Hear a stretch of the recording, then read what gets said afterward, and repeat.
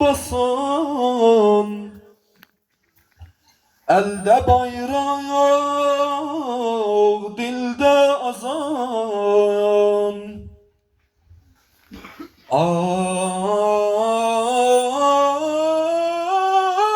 kanıyla tarih yazan, şehitlere salam olsun, yiğitlere salam olsun.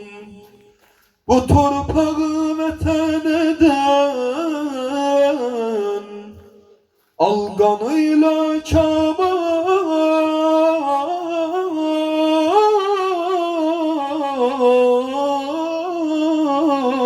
yeten, çiğillerde mağrur giden, şehitlere salam olsun, yiğitlere salam olsun.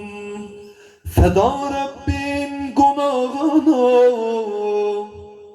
yetib Kevser bulağına, zam verip cennet bağına, satanlara salam olsun.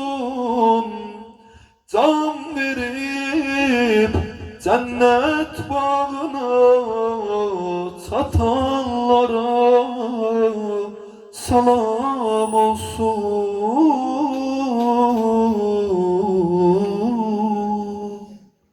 Allah şəhidlərimizin ruhunu şad eləsin. Allah sizlərə can sağlığı versin. Diqqətlə dinlədiniz, məhəbbətlə.